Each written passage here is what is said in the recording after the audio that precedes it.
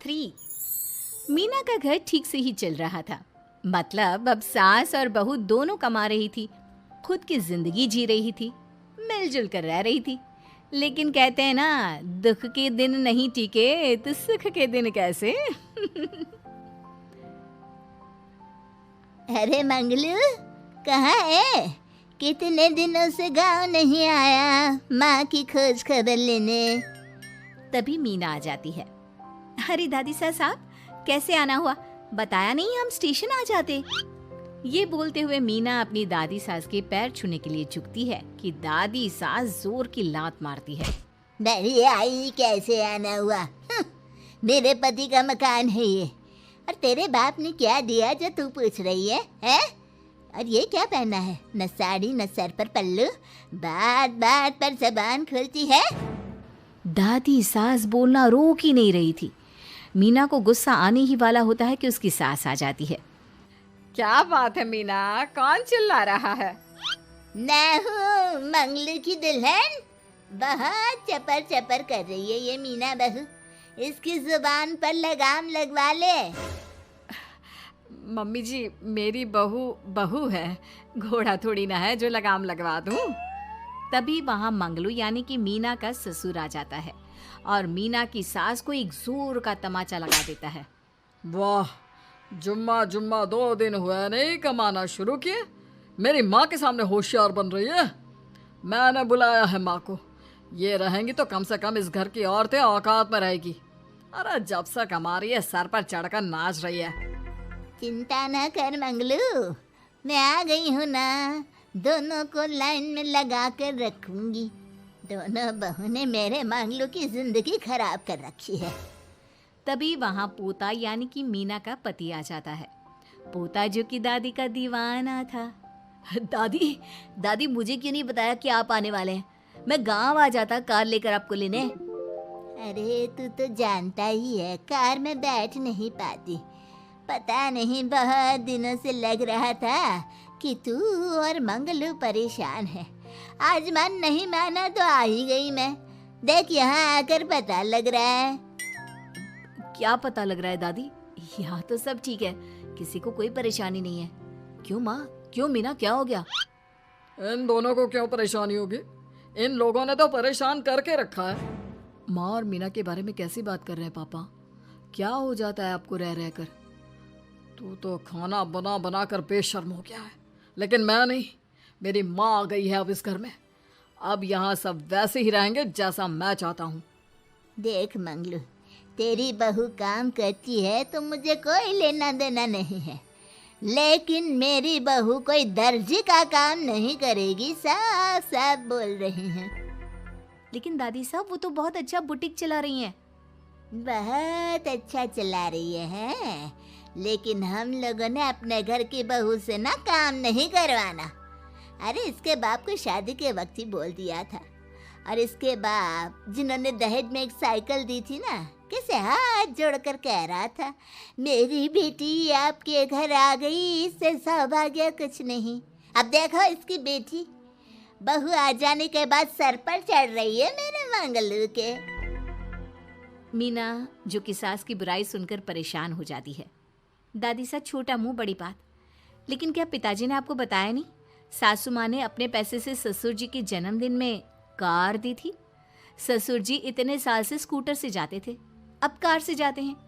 क्यों ससुर जी, बताया नहीं आपने? क्यों रे मंगलू, कार ले ली तूने? मुझे तो तू पैसे भी नहीं भेज रहा।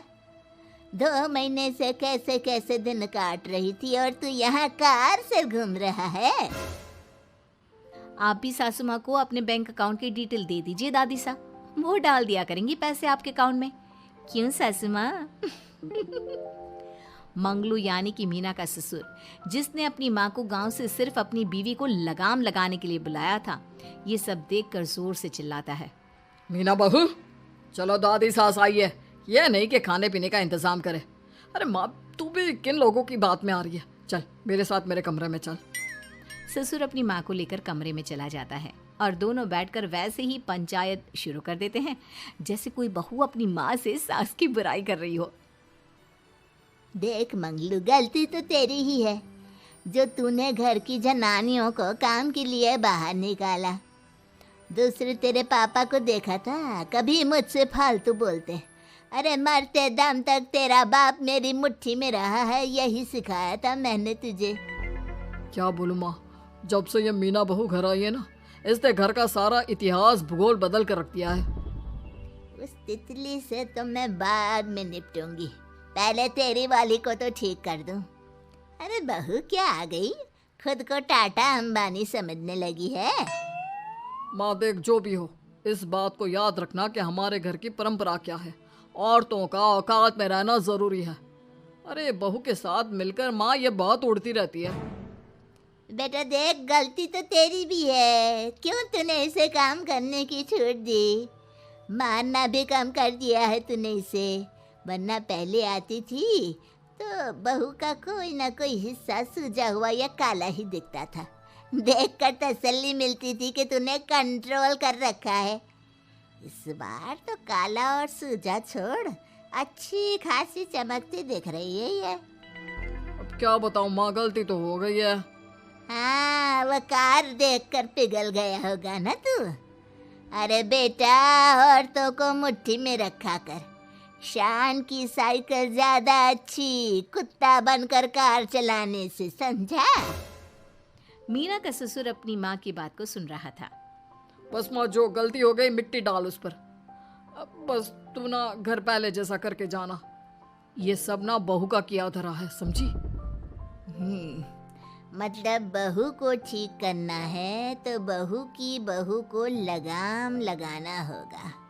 ठीक है। दोनों माँ बेटा बातें करके सो जाते हैं। सोने के बाद अगली सुबह मंगलू की बीवी यानी कि मीना की सास, माँ जी उठिए, ये लीजिए गर्म पानी और ये दादुन। चल, ये तो याद रहा तुझे, वरना मैंने तो सोचा था कि बहू के चक्कर में पागल ही हो गई होगी बिल्कुल। अरे बहू के चक्कर में पागल होने का क्या मतलब होता है माँ जी। उसने मुझे मेरे पैरों पर खड़ा होना सिखाया है। मैं तो कहती हूँ उसके जैसी मेरी बेटी होती ना तो शायद मैं बहुत पहले जीवन का मतलब समझ चुकी होती। तो दादी सास को समझ में आ जाता है कि सारा मामला मीना पर जाकर ही ठीक होगा। वो सोच लेती है कि अपनी बहू को छोड़कर पहले मीना को सही करना है। फिर अगले रोज, अरे मेरे पोते के पास तो मेरे पास बैठने का वक्त भी नहीं है, हैं? अरे कैसी बात करती है दादी, तेरे लिए तो मैं नौकरी भी छोड़ दूं। नौकरी नहीं, तू ना बीवी छोड़ दे, खुश हो जाऊंगी मैं। नीरज हैरान हो जाता है कि उसने तो मजाक किया था। दादी ये क्या बोल रही है? कैसी बात कर रही हो दादी, मीना ने तो सारा घर संभाला हुआ है। पहले तो घर गिरा जा रहा था ना। तेरी मीना के आने के पहले ना घर में चूल्हा जल रहा था, ना कोई रोटी खा रहा था। क्यों? नीरज को दादी बीवी के खिलाफ खूब कान भरती है। तू सही कह रही है दादी, औरत पैर की जूती और हाथ की मुट्ठी में ही ठीक लगती है। मीना ने ना सिर्फ घर का माहौल बिगाड़ा, माँ को भी पिताजी की इज्जत करनी छुड़वा दी। अब ठीक बोल रहे हो, घर को बिगाड़ने की मेन जिम्मेदार तो मीना ही है दादी। अभी उसे ठीक किए देता हूँ। तभी वहाँ पिता भी आ जाता है। देख बेटा, तो रोटी कम खाना मंजूर, लेकिन इन औरतों के आगे झुकना मंजूर नहीं। तेरी दादी ने घर की परंपरा बनाकर रखी। मजाल कि मेरा बाप मेरी माँ के सामने कुछ कह लेता। पर पापा, एक बात पूछनी थी। रहने बेटा, तू ना कंफ्यूज है जीवन में, तू ना कंट्रोल कर पाएगा अपनी जनानी को। मंगलू, मेरी तो टिकट ही करा दे गाँव की। तुम लोगों के घर तो मर्दों की कोई इज्जत ही ना है, और ये मेरे घर की परंपरा ना है। मैं चली। अरे ना ना दादी, मैं तो बस देख अब मैं कैसे कंट्रोल करता हूँ इसे कल। फिर अगले रोज मीना ऑफिस के लिए तैयार हो रही थी कि देख मीना, आज मेरे दफ्तर से कुछ लोग खाने के लिए आ रहे हैं, तो शाम के खाने में। लेकिन आज तो मेरी मीटिंग है, फिर घर आने में मुझे देर हो जाएगी। तो मैं क्या करूं? बोला ना शाम को खाना बनाना है तो बनाना है, समझी। मीना को पति की बात अजीब लगती है, पर वो दादी सास के सामने कोई भी ड्रामा क्रिएट करना नहीं चाहती थी। ठीक है, मैं शाम को जल्दी आ जाऊंगी।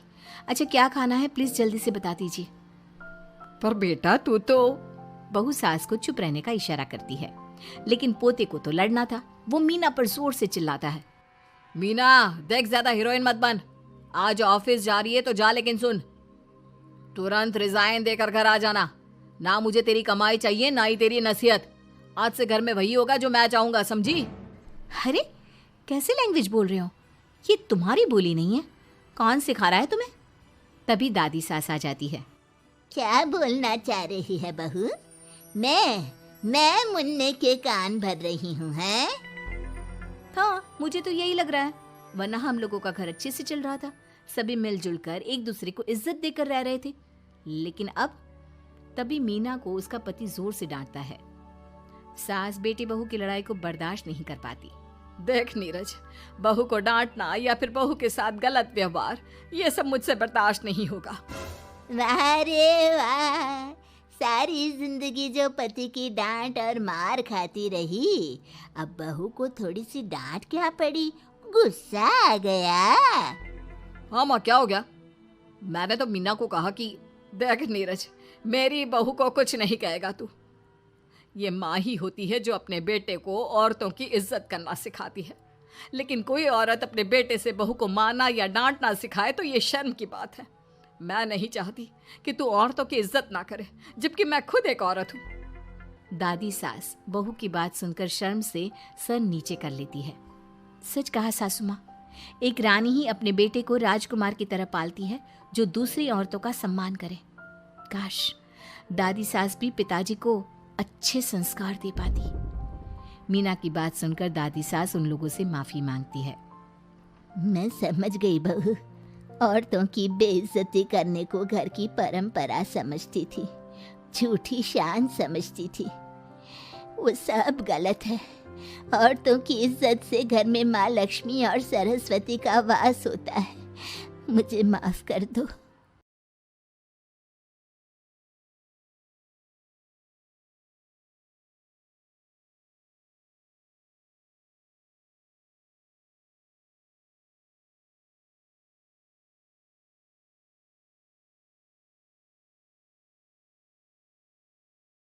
हकलाने वाली बहू। सासू माँ, आप कल अरे बेटा, मुझे व्हाट्सएप ही कर दे, मैं व्हाट्सएप पे पढ़ लूंगी। बाय। हाँ, ओके बाय बेटा। सास वहां से चली जाती है। बात तो सुनिए। बहू को हकलाने की आदत थी और सासू माँ को जल्दी में काम करने की। ऐसे में कई बार जब बहू सास से कुछ बोलती तो सास अनसुना कर देती और किसी और काम में लग जाती। माँ जी, सामान लाना है बाजार से। अरे क्या क्या लाना है? मैं जाऊंगी ना शाम को तो ले आऊंगी। साबुदाना? नहीं। हे राम, अरे जल्दी बोलना, क्या लाना है? झाग वाला साबुन? अच्छा ठीक है, लेकर आऊंगी। झाग देने वाला साबुन ले आऊंगी बस। झाड़ू लाना। अच्छा, और बता। और सब ठीक। अरे हाल नहीं पूछ रही हूँ, सामान में और क्या लाना है ये बता। सॉस? अरे सॉस तो रखा है ना। सॉरी। अरे बेटा, ये हालचाल और सॉरी की बात बाद में कर लेना, अभी बस सामान क्या लाना है ये बता दे। माचिस? मटर? नहीं। मसाले? अरे अरे मटन? अरे बेटा, अपने घर में मटन कहाँ बनता है? बहू सास की पीठ पर एक लपड़ मार देती है। अरे ये क्या बहू, बदतमीज कहीं की। मच्छर था पीठ पे। हाँ, अच्छा है कि गाल पे नहीं था बहू। बाकी सामान माँ जी। अरे रहने दे बहू, रहने दे, मैं खुद किचन में जाकर देखाऊंगी कि क्या क्या सामान लाना है। सास बाजार चली जाती है थोड़ी देर बाद घर पम्मो आंटी आ जाती है। सास घर के बाहर रहती है। सास को पम्मो आंटी बिल्कुल पसंद नहीं है। वो जब भी आती है कुछ ना कुछ मांगती ही रहती है।